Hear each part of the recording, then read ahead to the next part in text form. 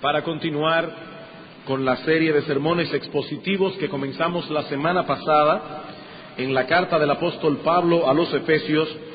Los invito a ir conmigo al capítulo 1 de esta carta, Efesios capítulo 1, y vamos a leer los versículos 3 hasta el 14. Efesios capítulo 1, y vamos a leer desde los versículos 3 hasta el 14. Dice así la palabra de Dios: Bendito sea el Dios y Padre de nuestro Señor Jesucristo, que nos bendijo con toda bendición espiritual en los lugares celestiales en Cristo, según nos escogió en Él antes de la fundación del mundo, para que fuésemos santos y sin mancha delante de Él, en amor, habiéndonos predestinado para ser adoptados hijos suyos por medio de Jesucristo, según el puro afecto de su voluntad, para alabanza de la gloria de su gracia, con la cual nos hizo aceptos en el amado, en quien tenemos redención por su sangre, el perdón de pecados, según las riquezas de su gracia, que hizo sobreabundar para con nosotros en toda sabiduría e inteligencia, dándonos a conocer el misterio de su voluntad, según su beneplácito, el cual se había propuesto en sí mismo de reunir todas las cosas en Cristo en la dispensación del cumplimiento de los tiempos, así las que están en los cielos como las que están en la tierra. En Él asimismo tuvimos herencia, habiendo sido predestinados conforme al propósito del que hace todas las cosas según el designio de su voluntad, a fin de que seamos para alabanza de su gloria, nosotros los que primeramente esperábamos en Cristo. En Él también vosotros, habiendo oído la palabra de verdad, el evangelio de vuestra salvación, y habiendo creído en Él, fuisteis sellados con el Espíritu Santo de la promesa, que es las arras de nuestra herencia, hasta la redención de la posesión adquirida para alabanza de su gloria. El texto que acabamos de leer es uno de los más gloriosos y rico en contenido de todo el Nuevo Testamento. En el original, los versículos 3 al 14 de Efesios 1 forman una sola oración, aunque Reina Valera, para nuestro mejor entendimiento, ha puesto 2 puntos en la oración. En realidad es una sola oración de 202 palabras. Y en ella Pablo derrama su corazón en adoración y gratitud por todos los dones de gracia que nuestro Dios y Padre ha concedido a su pueblo. Pablo no ahorra aquí palabras y calificativos para expresar algo que es evidentemente difícil de expresar: las inescrutables riquezas de la gracia de Dios. Podemos comparar esta oración con una bola de nieve que se precipita desde una montaña, haciéndose cada vez más grande en la medida en que desciende. El texto abre con unas palabras de adoración a Dios por todos sus beneficios. Bendito el Dios y Padre de nuestro Señor Jesucristo. Él merece toda la gloria por todos los dones que ha derramado libre y soberanamente sobre su pueblo. Luego Pablo continúa desarrollando este tema en una especie de himno de alabanza que puede ser dividido en 3 estrofas. La primera va desde el versículo 3 hasta el versículo 6, en donde Pablo mira hacia atrás al propósito eterno de Dios el Padre, quien nos escogió para salvación desde antes de la fundación del mundo. La segunda estrofa va desde el versículo 7 hasta el versículo 12, y allí Pablo contempla los beneficios de los que ya disfrutamos al presente en virtud de la obra salvadora de Dios el Hijo.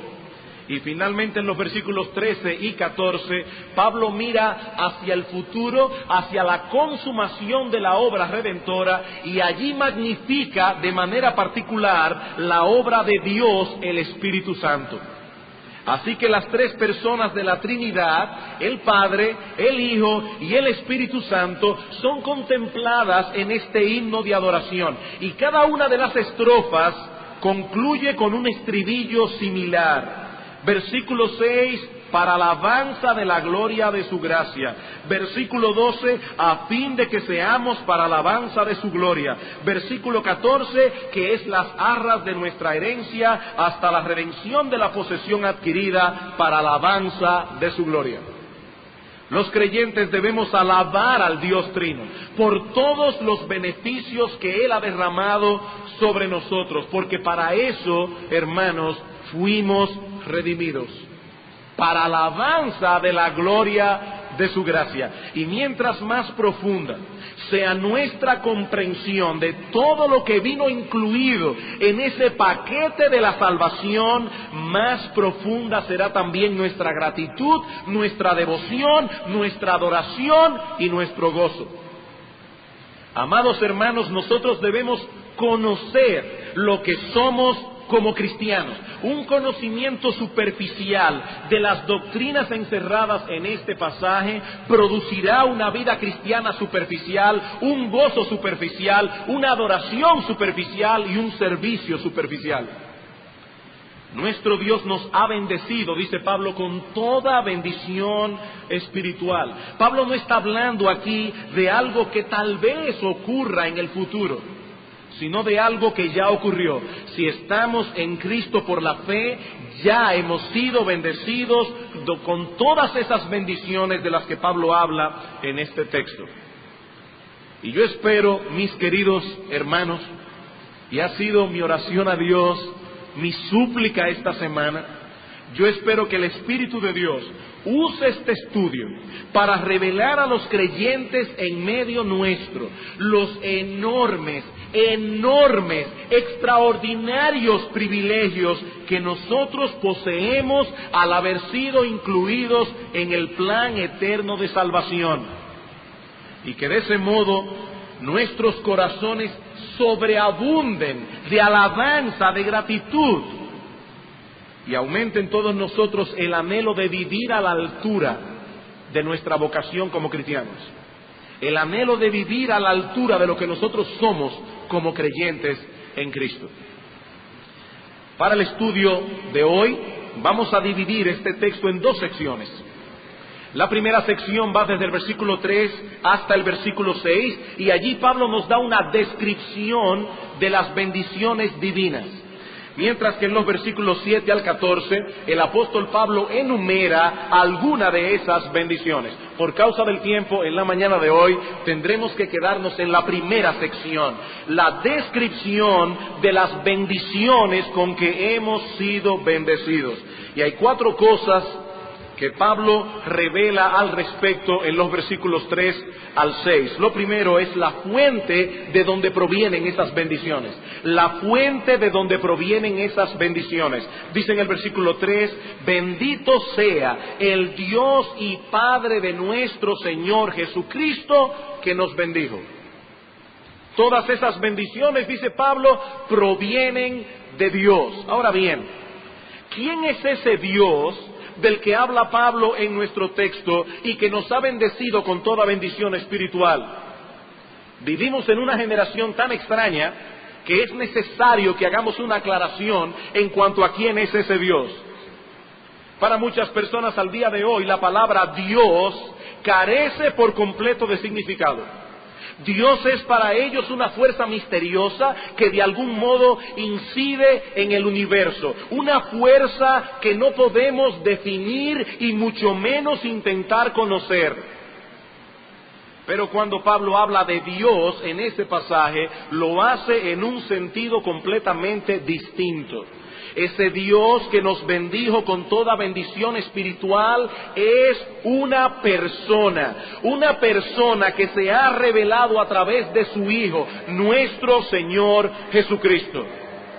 El Dios de las Escrituras no es una fuerza ciega, no es un algo indefinido y misterioso, no. Él es un ser personal que trata con nosotros, su pueblo, en una relación íntima, cercana e inteligente. Él cuida a los suyos, los ama con un amor eterno e inalterable y ha reservado para su pueblo la crema de sus bendiciones. Mis amados hermanos, no existe un privilegio más grande que conocer a ese Dios y relacionarnos con Él. Él es la fuente de todo bien. Es una desgracia para el impío estar lejos de Dios. Él es la fuente de todo bien. Y Él ha decidido soberana, sabia y bondadosamente derramar todas sus bendiciones sobre nosotros. Él ha abierto la ventana de los cielos. Él es nuestro Padre y Él ha decidido, sabia, soberana y bondadosamente, abrir las ventanas de los cielos sobre su pueblo. En segundo lugar, vemos en el texto el carácter de estas bendiciones. El carácter de estas bendiciones. Bendito sea el Dios y Padre de nuestro Señor Jesucristo, que nos bendijo con toda bendición espiritual en los lugares celestiales. Toda bendición espiritual en los lugares celestiales. Y eso debe ser recalcado con mucho cuidado en esta época tan materialista en que nos ha tocado vivir. Dentro de pocos días, semanas, estarán allí las Navidades y el Año Nuevo. Y muchas personas se felicitarán al terminar el año que está pasando y comenzar el año próximo, y seguramente alguien se va a acercar a ti y te va a decir tres cosas: salud, dinero y amor. Esas son las cosas más grandes para el hombre: salud, dinero y amor. Nosotros vivimos en una sociedad que idolatra la salud, que idolatra las riquezas y que idolatra la buena vida. Y lo más triste de todo esto, hermanos, es que algunos han querido acomodar el mensaje del Evangelio a esa forma de pensar. Por eso tantas personas hoy día han abrazado el llamado Evangelio de la prosperidad. Evangelio de la prosperidad. Si somos cristianos, dicen algunos, debemos prosperar económicamente, debemos tener salud, debemos disfrutar de muchas posesiones porque somos hijos del Rey y debemos vivir como tales. Dice alguien, el Evangelio de la prosperidad trata de hacernos creer que la mayor preocupación de Dios es hacernos felices, no santificarnos. Y que Él se preocupa más por nuestro bienestar físico y material que por el moral y el espiritual. El Dios de la prosperidad es un mensajero celestial, una especie de hado madrino todopoderoso, un mensajero celestial cuya única responsabilidad es responder a todos nuestros llamados y asegurarse de que estemos gozando de la vida. Amados hermanos, nuestro bendito Salvador no murió en una cruz para darnos riquezas, salud y una vida cómoda y placentera. Él murió en la cruz para hacernos santos. Los cristianos vivimos en este mundo y por lo tanto disfrutamos de los bienes terrenales que Dios derrama sobre todos los hombres. Pero no debemos olvidar que son temporales, son bienes temporales. Nada hemos traído a este mundo, dice Pablo en 1 Timoteo 6:7, y sin duda nada podremos sacar, nada. Cuando concluya nuestro tiempo aquí, tenemos que dejar atrás todas esas cosas. Y eso es lo que el hombre incrédulo parece ignorar. Él vive para las cosas de este mundo como si eso fuera todo. Y de ese modo desprecia, rechaza las verdaderas riquezas. Pero los cristianos somos distintos. Aunque vivimos en este mundo y disfrutamos de las mismas cosas lícitas que todos los hombres disfrutan, nosotros somos también ciudadanos del cielo. Y como tales disfrutamos de enormes privilegios que no todos los hombres disfrutan. Y es acerca de esos privilegios que Pablo está hablando en nuestro texto. Riquezas, bendiciones espirituales en los lugares celestiales.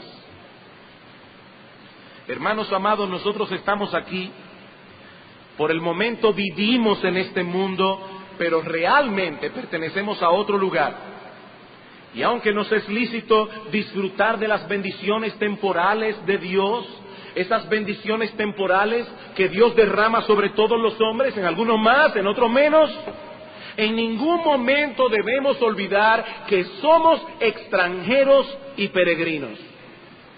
Somos extranjeros y peregrinos. Nuestra ciudadanía está en los cielos, dice Pablo en Filipenses 3:20. Y esa ciudadanía encierra grandes privilegios. Hemos sido bendecidos con toda bendición espiritual en los lugares celestiales. No con algunas, hermanos, con todas.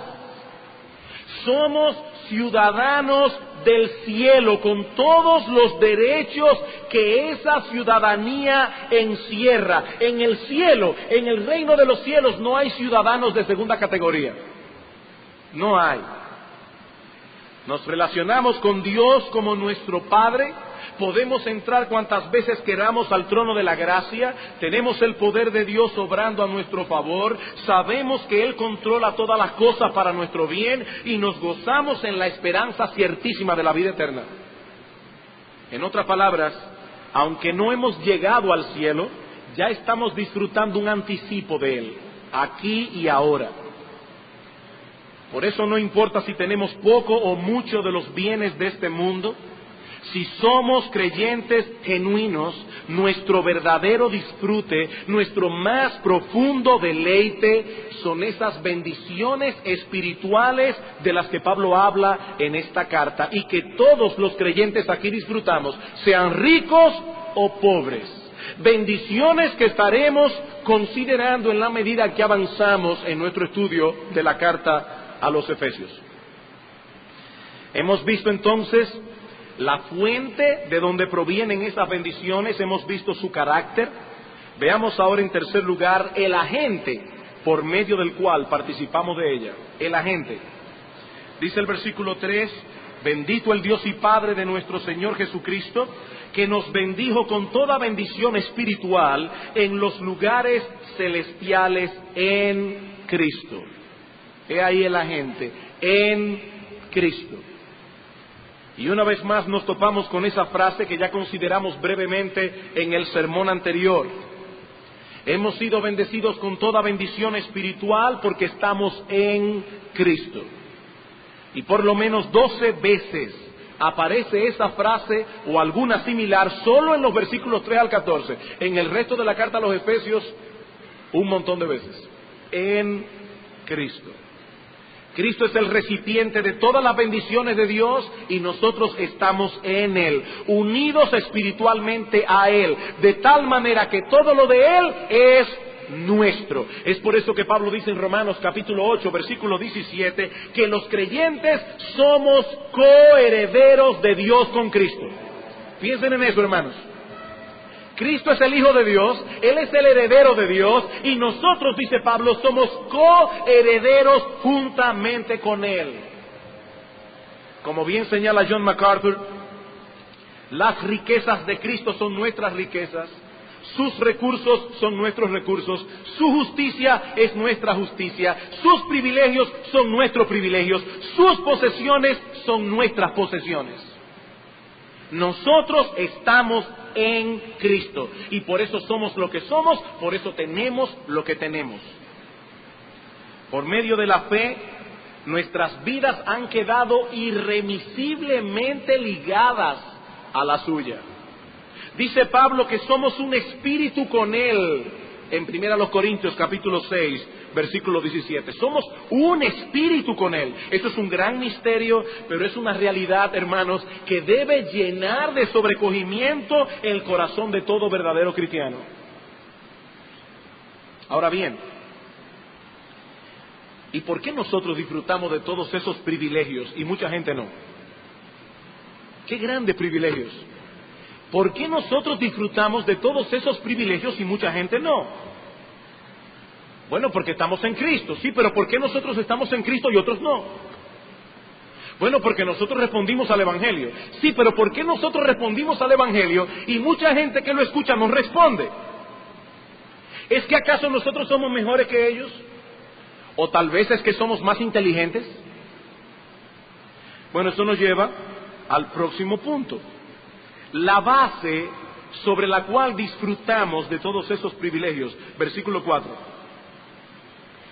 Según nos escogió en Él, dice Pablo, Dios nos bendijo con toda bendición espiritual, según nos escogió en Él antes de la fundación del mundo, para que fuésemos santos y sin mancha delante de Él, en amor habiéndonos predestinado para ser adoptados hijos suyos por medio de Jesucristo, según el puro afecto de su voluntad, para alabanza de la gloria de su gracia, por la cual nos hizo aceptos en el amado.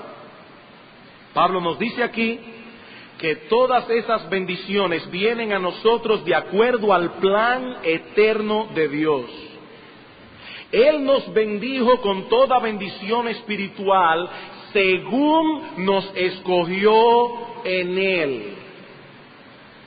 Él nos bendijo en conformidad con el hecho. Esa es la idea de la palabra según que aparece aquí en nuestro texto, en conformidad con el hecho de que nos escogió conforme a un plan que Él se había trazado en la eternidad. Queridos hermanos en Cristo, lo que Pablo nos está diciendo aquí es que todas esas bendiciones no llegaron a nuestra vida por casualidad, no llegaron a nosotros por capricho, ni mucho menos por algo bueno que nosotros hayamos hecho, no por algo que Dios haya visto en nosotros. No, Dios nos bendijo con toda bendición espiritual porque así había determinado hacerlo desde antes de la fundación del mundo. Este no fue un plan de último minuto, algo que se le ocurrió a Dios de repente. No, todo eso fue hecho conforme a la intención eterna y deliberada de Dios. Y eso nos coloca en esta mañana frente a una de las doctrinas más impopulares, más abusadas y más atacadas de toda la Escritura, la doctrina bíblica de la elección soberana de Dios. Muchos crujen sus dientes contra esta doctrina. Se sienten profundamente molestos cuando escuchan hablar de un Dios soberano que hace todas las cosas, como dice Pablo en el versículo 11, según el designio de su voluntad.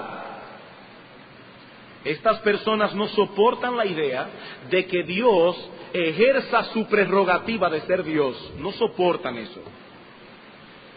Y es que pocas doctrinas aplastan tan rotundamente el orgullo y la soberbia del hombre que la doctrina bíblica de la elección.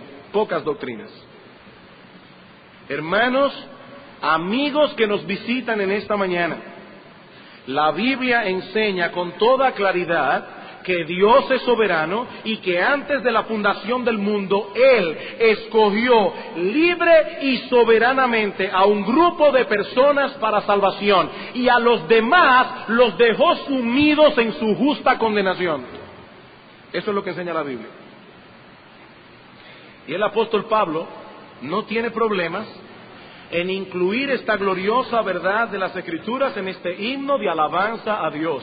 Obviamente, él no pensaba que estas cosas debían quedar ocultas o que debían solo ser enseñadas en un seminario teológico. No, esta carta fue escrita a una iglesia compuesta por hermanos comunes y corrientes, quienes debían unirse a Pablo, bendiciendo a Dios y alabando su nombre por haberlos escogido para salvación desde antes de la fundación del mundo. Y hermanos, yo tengo la firme convicción de que el entendimiento de esta doctrina marcará la diferencia entre un cristiano maduro y uno que no lo es. Si hay algo en lo que nosotros debemos profundizar como creyentes, si hay una verdad de las Escrituras en la que debemos meditar continuamente, es en la soberanía de Dios. Nuestro Dios es soberano y Él ha ejercido esa prerrogativa divina en la salvación de los pecadores. Por lo tanto, nosotros debemos esforzarnos en conocer lo que Dios nos ha revelado al respecto en su palabra, porque todo lo que allí se enseña es inspirado y es útil. Pero al hacerlo, debemos recordar también nuestras limitaciones. Calvino dijo muy atinadamente que al tratar con la predestinación deberían evitarse dos actitudes: curiosidad excesiva por lo que Dios no ha revelado y timidez exagerada en enseñar lo que ha revelado. Y eso es muy sabio. Hay personas que preferirían: pastor, no hable de eso hoy, que hay muchos inconversos aquí, muchas personas que nos visitan. No es que ellos deben saber estas cosas. Ellos deben saber estas cosas, que no es Dios que está en las manos de ellos, ellos están en las manos de Dios. Eso es lo que enseña la Biblia. Y al acercarnos al estudio de estos versículos tan profundos de Efesios 1, hay dos palabras claves que yo quiero que ustedes noten en esta mañana. En el versículo 4, Pablo nos dice que Dios nos escogió, y en el versículo 5 que Dios nos predestinó. Fuimos escogidos, fuimos predestinados. Ambos términos son muy similares en significado. Escoger significa tomar o hacer una selección. Esta palabra se usa en Lucas capítulo 6, versículo 13, al hablar de la selección que hace Cristo de los 12 discípulos, de los 12 apóstoles. Ellos no decidieron ser apóstoles de Cristo.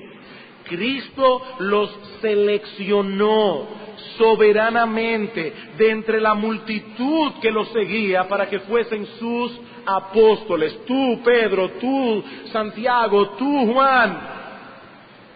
Bueno, lo que tenemos aquí es que Dios nos escogió para salvación. Dice nuestro Señor Jesucristo en Juan capítulo 15, versículo 16, no me elegisteis vosotros a mí, yo os elegí a vosotros. Ustedes no me eligieron a mí, yo los elegí a ustedes. Y Hendrickson, comentando esta frase, dice: en la tierra los amigos generalmente se escogen entre sí, pero la amistad de la que Jesús habla en ese texto de Juan es diferente, es unilateral en su origen. No se produjo por un acercamiento gradual de ambos lados, como ocurre a menudo entre los hombres, sino que la produjo solo Jesús. Estas palabras, dice Hendrickson, ponen de relieve el carácter libre, independiente y espontáneo del amor de Cristo. Cristo nos amó y nos escogió cuando nosotros no queríamos saber de Él, cuando nosotros éramos sus enemigos. La segunda palabra que aparece en nuestro texto en Efesios es predestinación. Predestinación. Y esta es la traducción de la palabra griega proorizo, palabra compuesta de pro, que significa de antemano, y orizo, de donde viene nuestra palabra en español horizonte. ¿Qué es el horizonte? Es la línea demarcatoria que en lontananza separa la tierra del cielo. Eso es el horizonte. Es la línea que divide el cielo de la tierra. La idea de esta palabra entonces es trazar una línea de antemano. Dios soberanamente trazó una línea y a algunos los destinó de antemano para ir al cielo. Eso es lo que Pablo está diciendo. Nosotros podemos rebelarnos contra esta verdad de las Escrituras, pero es imposible evadir el hecho de que la Biblia enseña eso. Yo puedo rebelarme contra la Biblia, pero es imposible evadir el hecho de que la Biblia enseña tal cosa. Romanos capítulo 8. Romanos capítulo 8. Versículo 28. Dice el apóstol Pablo: y sabemos que a los que aman a Dios todas las cosas les ayudan a bien. ¿Y quiénes son esos que aman a Dios? Dice, esto es, los que conforme a su propósito son llamados. porque a los que antes conoció, también los predestinó. Algunos dirán, fíjese pastor, ahí dice a los que antes conoció. O sea que el Señor sabía de antemano que iban a creer. No es de eso que Pablo está hablando aquí. Porque cuando Dios nos conoció en la eternidad, lo que Él sabía es que íbamos a ser pecadores. Eso era lo que Él sabía. No, la palabra ginosco aquí, que Pablo traduce, Reina Valera traduce conoció, no significa un conocimiento intelectual. Significa un amor soberano e íntimo. Por ejemplo, dice en Mateo capítulo 1, versículo 25, que José recibió a María su mujer, pero no la conoció, la misma palabra que aparece aquí, hasta que dio a luz a su hijo primogénito. La palabra conocer en la Biblia se usa aún hasta para las relaciones íntimas entre un esposo y su esposa. No era que José no sabía quién era María. No, él sabía quién era ella, pero no la conoció en ese sentido. Bueno, dice Dios, aquí dice Pablo, a los que antes conoció, a esos predestinó, para que fuesen hechos conformes a la imagen de su Hijo, para que Él sea el primogénito entre muchos hermanos. Y a los que predestinó, a estos también llamó, y a los que llamó, a estos también justificó, y a los que justificó, a estos también glorificó. A esos mismos que Él amó en la eternidad, a esos mismos que Él predestinó. Por eso en el capítulo 9, versículo 16 dice, así que no depende del que quiere ni del que corre, sino de Dios que tiene misericordia. La salvación depende de Dios, que tiene misericordia.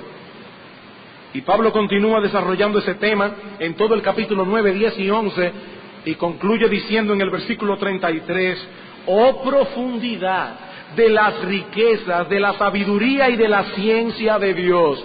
Cuán insondables son sus juicios e inescrutables sus caminos. Porque ¿quién entendió la mente del Señor? ¿O quién fue su consejero? ¿O quién le dio a él primero para que le fuese recompensado?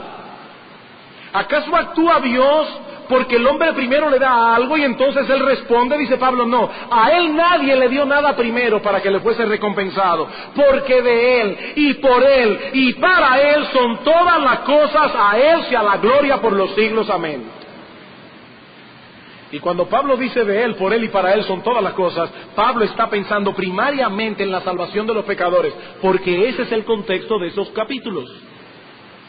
La salvación es de Él, por Él y para Él.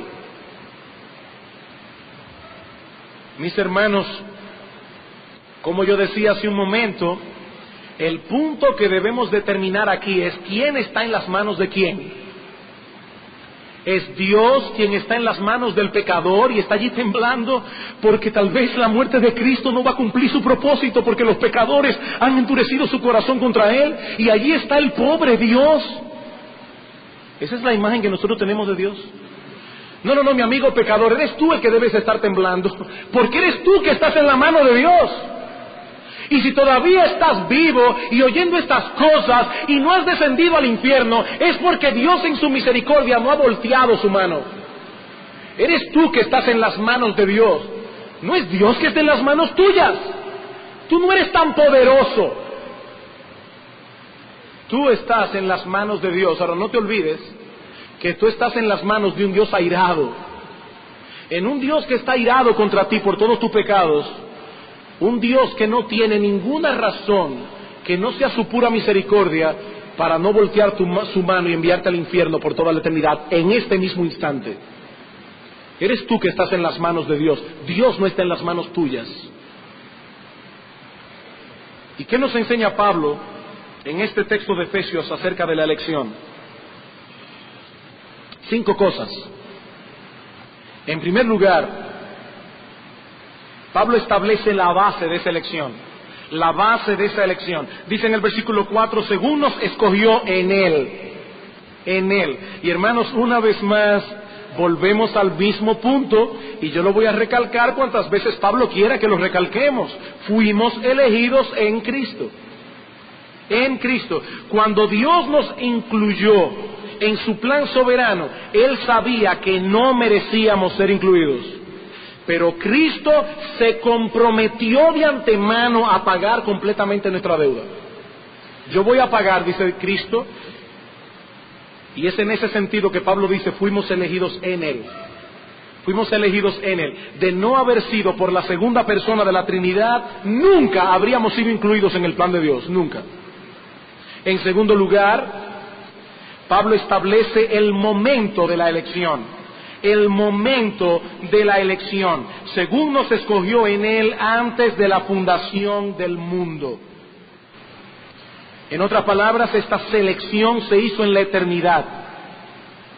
Antes del inicio del tiempo, antes de la creación de todas las cosas, Dios nos incluyó soberanamente en su plan de redención. Mi hermano, si tú estás hoy en Cristo, entiende eso, en la eternidad Dios te dio, Dios pensó en ti, Dios te escogió. Dios te escogió. Increíble, pero es así. En tercer lugar, vemos en el texto el propósito de la elección. El propósito. ¿Para qué nos escogió Dios? Bueno, Pablo responde dos cosas. Por un lado nos dice, versículo 4, que Dios nos escogió para ser santos y sin mancha delante de Él. Y eso es interesante. No fue que Él vio que nosotros íbamos a ser santos. No fue que Él vio algo en nosotros, algo bueno en el fondo, y por eso nos escogió. No, Él vio más bien nuestro pecado, Él vio nuestra impiedad y nos escogió para hacernos santos. De hecho, noten cómo Pablo describe nuestra condición antes de venir a Cristo en el capítulo 2. Y Él os dio vida a vosotros cuando estabais muertos en vuestros delitos y pecados. Y dice en el versículo 3 que éramos por naturaleza hijos de ira, lo mismo que los demás. Así estábamos cuando Dios nos escogió. Hermanos, la santidad es un fruto de la elección, no la causa. No la causa, es un fruto de la elección. Él nos escogió para ser santos y sin mancha delante de Él. Y quizás el mejor comentario que nosotros podemos hacer de ese texto es el que encontramos en Tito capítulo 2. La carta de Pablo a Tito capítulo 2, versículo 11. Porque la gracia de Dios se ha manifestado para salvación a todos los hombres, enseñándonos que renunciando a la impiedad y a los deseos mundanos, vivamos en este siglo sobria, justa y piadosamente, para ser santos y sin mancha, aguardando la esperanza bienaventurada y la manifestación gloriosa de nuestro gran Dios y Salvador Jesucristo, quien se dio a sí mismo por nosotros para redimirnos de toda iniquidad y purificar para sí un pueblo propio, celoso de buenas obras. Dios el Padre nos escogió y el Hijo murió en una cruz para que nosotros fuésemos un pueblo santo, un pueblo de hombres y mujeres apartados para Dios, viviendo bajo los principios de la voluntad revelada de Dios. Ese propósito divino en la elección debe repercutir en nuestras vidas, aquí y ahora como creyentes que somos. Positivamente debemos tener la ambición de ser cada vez más santos, de conformarnos cada vez más a ese carácter santo de Dios. Negativamente debemos tener la ambición de ser sin mancha, irreprensibles. Amparados en la gracia de Dios, debemos apartarnos de toda apariencia de mal, dice Pablo en 1 Tesalónicas 5:22, porque para eso fuimos escogidos. Esa obra de santificación en nosotros comienza en el momento mismo de la conversión, cuando nuestros corazones son purificados y librados de la esclavitud del pecado. Luego continúa desarrollándose en nuestra vida práctica en la medida en que hacemos uso de los medios de gracia que Dios ha provisto para santificarnos. Y esa obra será finalmente perfeccionada cuando seamos glorificados, cuando seamos hechos perfectos en la venida en gloria de nuestro Señor Jesucristo. El propósito de Dios al elegirnos de ninguna manera será frustrado. Hermanos, algún día todos nosotros nos presentaremos delante de Él perfectos, perfectos. Pero no solo eso. Versículo 5. Pablo nos dice también que fuimos escogidos no solo para ser santos y sin mancha, sino también para ser adoptados hijos suyos por medio de Jesucristo. Para ser adoptados.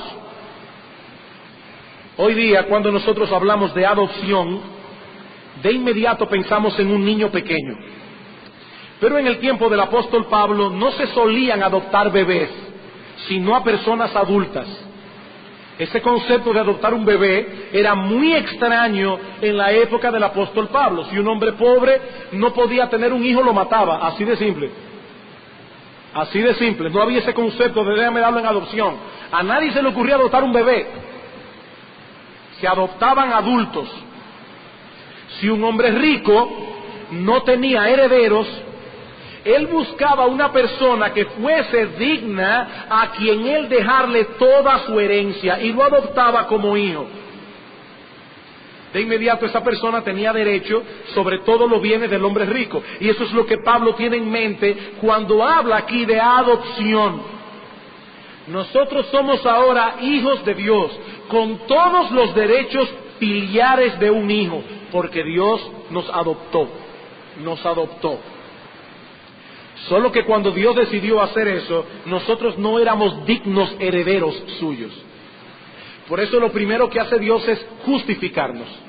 Dios nos justifica, Él pone en nuestra cuenta la justicia perfecta de Cristo y en base a esa justicia nos declara inocentes y luego nos adopta ahora que hemos sido perdonados. Por eso Pablo dice una vez más que todo eso ocurrió en Jesucristo. Para ser adoptados hijos suyos por medio de Jesucristo. En virtud de la obra redentora de su Hijo, que nos es aplicada por la fe, el juez de toda la tierra, hermanos, nos mira en Cristo y nos declara sin culpa, como si nosotros nunca hubiéramos roto un plato. Sin culpa, inocente. Y luego nos recibe como hijos en su familia y pone su nombre sobre nosotros y nos concede libremente un sinnúmero de beneficios porque ahora Él es nuestro Padre y nosotros somos sus hijos. ¡Qué bendición tan grande! Dios nos escogió para ser santos y para ser adoptados hijos suyos. Pero también vemos en el texto, en cuarto lugar, la razón por la cual Dios nos escogió. Cualquiera mire esta cosa y dice, pero ¿por qué a mí? Yo no entiendo eso. ¿Por qué a mí? ¿Por qué Dios me escogió a mí? Bueno, la razón está en el versículo 5. En amor, habiéndonos predestinado para ser adoptados hijos suyos por medio de Jesucristo, según el puro afecto de su voluntad. Según el puro afecto de su voluntad. Mis hermanos amados, la elección de Dios no fue arbitraria ni caprichosa. Una decisión es arbitraria cuando se toma sin ninguna razón. ¿Por qué tú hiciste eso? No, yo no tenía ninguna razón. Eso es arbitrariedad. Pero en el caso de Dios, Él sí tiene una razón. En el caso de Dios, Él sí tenía una razón para escogernos. Solo que esa razón no se encuentra en nosotros, sino en Él. Y no ha sido revelada. No ha sido revelada. Esa razón no se encuentra en nosotros. No fue que Él vio nada en nosotros. No. Esa razón se encuentra solo en Él. Y no ha sido revelada. Cuando Pablo habla allí del puro afecto de su voluntad, él está hablando de la benevolente, la bondad soberana de Dios. Él nos escogió conforme a su benevolente soberanía, por su bondad que es santa y que no posee motivos impuros en ella. Por eso es un puro afecto, es el puro afecto de su voluntad. Mis hermanos, eso es todo lo que nos ha sido revelado al respecto y por lo tanto es hasta allí que debemos llegar. Es hasta allí que debemos llegar. Dios se deleitó en amarnos desde antes de la fundación del mundo y conforme a ese amor soberano nos eligió. Por eso es que dice en el versículo 5 que Él nos predestinó en amor, habiéndonos en amor predestinado, según el puro afecto de su voluntad. Por último, Pablo nos muestra en el texto el propósito final de Dios en hacer todo esto. El propósito ulterior. Dice el versículo 6, para alabanza de la gloria de su gracia. ¿Para qué hizo Pablo todo eso? ¿Para qué hizo Dios, todo eso? Para alabanza de la gloria de su gracia. Hermanos, la meta final hacia la cual se mueve todo lo antes dicho es el reconocimiento en adoración, alabanza, de la excelencia divina, eso es gloria, manifestada en favor de los indignos, eso es gracia. Alabanza de la gloria de su gracia. Como bien señala Hodge, el propósito de la redención es exhibir la gracia de Dios de una manera tan eminente que llene todos los corazones de sobrecogimiento y todos los labios de alabanza. Hermanos, Dios hizo todas las cosas como lo hizo, para que nosotros nos paremos delante de un texto como ese y digamos, gloria a Dios, aleluya. Yo no entiendo eso, pero Dios merece toda la gloria y Él tendrá mi corazón, mi gratitud, mi alabanza por los siglos de los siglos. No podemos llegar más lejos de ahí. No podemos llegar más lejos de ahí. Y una vez más, Pablo no se cansa de conectar todo eso con la persona de Cristo.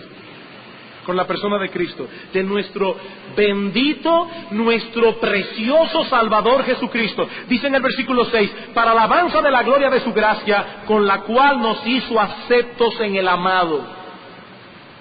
Y literalmente, este texto debe ser traducido, la gracia que nos fue bondadosamente conferida o gratuitamente impartida sobre nosotros, como creo que dice la versión de las Américas, en el amado, en el amado.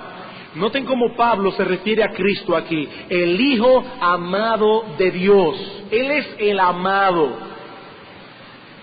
Hermanos, Dios el Padre ama a su Hijo con un amor que no tiene comparación. Es un amor eterno, es un amor inalterable, es un amor en el que nunca se ha puesto barrera, excepto cuando Cristo estaba en la cruz pagando por nuestros pecados.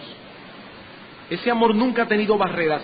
Dios ama al Hijo de ese modo, y ¿qué hemos dicho ya? Que nosotros estamos en Él. Nosotros estamos en Él.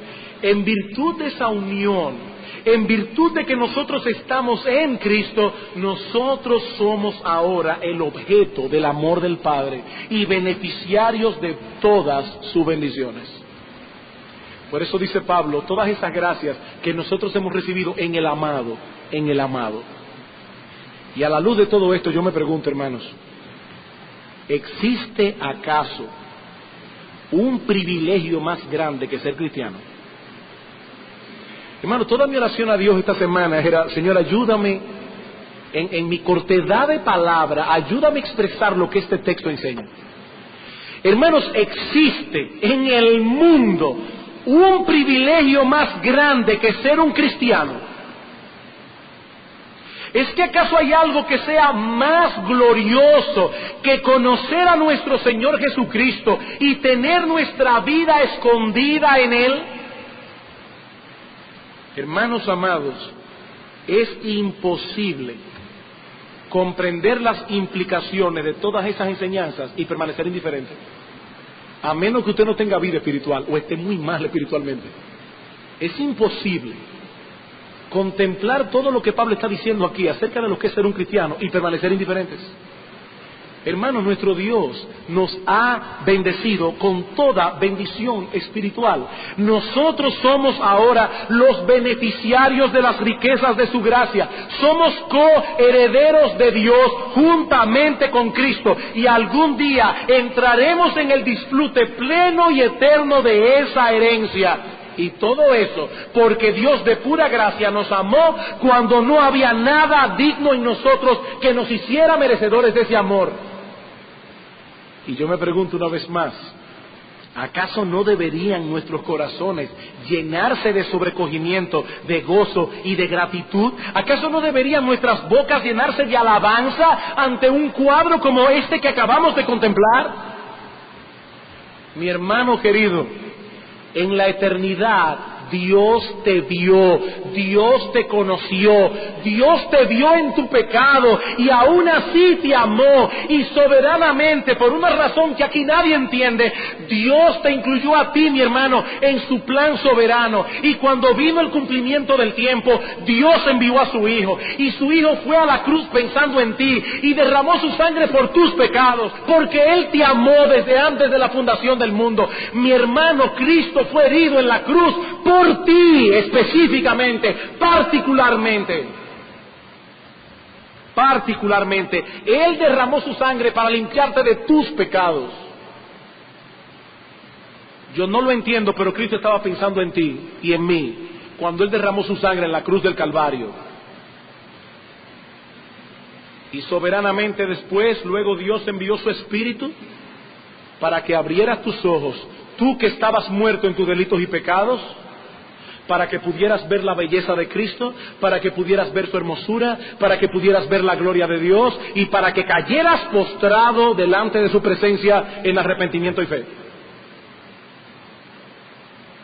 Hermanos, que Dios nos conceda vivir a la altura de nuestros privilegios. Que Dios nos conceda que nosotros podamos mostrar al mundo la gloria de Dios a través de una vida santa y gozosa, independientemente de las circunstancias adversas en que nos encontremos en estos momentos. Mis amados hermanos, ¿dónde estaba Pablo cuando escribió su carta a los Efesios? En una prisión en Roma. En una prisión en Roma. Y en vez de estar quejándose, en vez de estar lamentándose, en vez de caer en la autocontemplación, allí en aquella prisión, la mente y el corazón de este hombre estaban ocupados en estas realidades. Allí en aquella prisión, Pablo bendecía a Dios por las riquezas de su gracia. Y yo te pregunto, mi amado hermano, ¿es en esas cosas que ocupas tú tu mente para traducirlas luego en alabanza y gratitud? ¿Son estas realidades eternas el consuelo de tu corazón en medio del dolor y la adversidad? ¿Es esto el combustible que te mueve a seguir corriendo con paciencia la carrera que tenemos por delante, a no tirar la toalla porque tenemos los ojos puestos en Jesús? ¿Es este el pensamiento que guarda tu corazón para no codiciar las riquezas temporales y pasajeras de este mundo, para guardarte de la mundanalidad?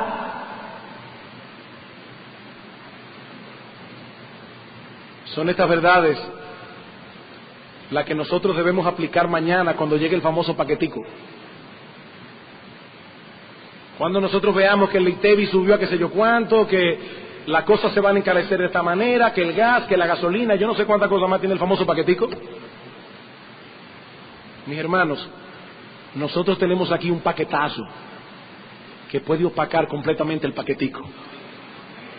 Y son estas cosas en las que nosotros debemos poner la mente y el corazón cuando mañana o el martes o en la noche del lunes abramos los periódicos y veamos qué es lo que nos espera. Nosotros debemos estar mirando la gloria de Dios, las inescrutables riquezas de su gracia para con nosotros su pueblo. Pero yo no quiero concluir en esta mañana sin traer unas breves palabras de aplicación para todos aquellos que están sin Cristo entre nosotros. Mi amigo, no pienses que todo esto que hemos dicho hoy de la elección divina elimina toda esperanza para ti, no lo pienses. O que puedes tomar esta doctrina como una excusa para no venir a Cristo en arrepentimiento y fe, ni lo pienses. El llamado de Dios a los hombres es universal. Venid a mí todos los que estáis trabajados y cargados, y yo os haré descansar. Y no habrá nadie que atienda a ese llamado que se ha desechado. Nadie. Mi amigo, la Biblia no enseña en ningún lugar que para venir a Cristo debemos averiguar primero si somos elegidos. La Biblia no enseña eso. La palabra más bien nos invita a venir dándonos la seguridad de que si venimos por fe, clamándole a Cristo misericordia y perdón, no seremos desechados, no seremos. Mi amigo, la razón por la que muchos se perderán y no vendrán a Cristo no es que Dios se los impedirá, porque Dios no le impide a nadie venir. Él se deleita en tener misericordia, Él se deleita en perdonar. La razón por la que muchos no vendrán es su pecado, es la dureza de su corazón, y esa es la razón por la que tú no quieres venir, mi amigo. No es la elección, es tu pecado, es tu dureza. Pero he aquí una buena noticia. He aquí una buena noticia. Cristo tiene poder para vencer tu obstinación. Y ese poder obra a través de la predicación del Evangelio. Esa es la razón por la que no nos cansamos de predicar. Porque Dios, ese Dios que ha escogido a muchos para salvación, ha escogido también el medio por el cual serán salvos. Y el medio primordial escogido por Dios es la locura de la predicación. Por eso dice Pablo en Romanos capítulo 1 versículo 16 que el Evangelio de Dios es poder para salvación. Y en Romanos 10, 17 dice que la fe es por el oír, y el oír por la palabra de Dios. A Dios le ha placido salvar a los creyentes por la locura de la predicación. Mi amigo, tú tienes la responsabilidad de responder al llamado de Dios. Esa es tu responsabilidad. Dios es soberano, el hombre es responsable. Ambas cosas se enseñan en mi Biblia. Y las creo las dos, igualito. Y nadie será salvo. Nadie será salvo hasta tanto se exponga a las Escrituras y responda a ellas creyendo y arrepintiéndose. La Biblia no dice si son elegidos serán salvos. La Biblia dice si creen serán salvos. Esa es tu responsabilidad, arrepentirte y creer. Y ahora que has escuchado su palabra, ahora yo quiero persuadirte a que acudas a Él, a que acudas a Él. Ve a Él, mi amigo, ve a Él. Pídele que tenga misericordia de ti, pídele que perdone tus pecados. No te quedes allí tratando de averiguar si tú eres uno de los escogidos. Si has comprendido que eres pecador y que necesitas ser salvo, mi amigo, he ahí al Salvador, he ahí al Salvador. Descansa enteramente en Él por la fe. Y dice la Biblia que tú serás salvo, tú serás salvo.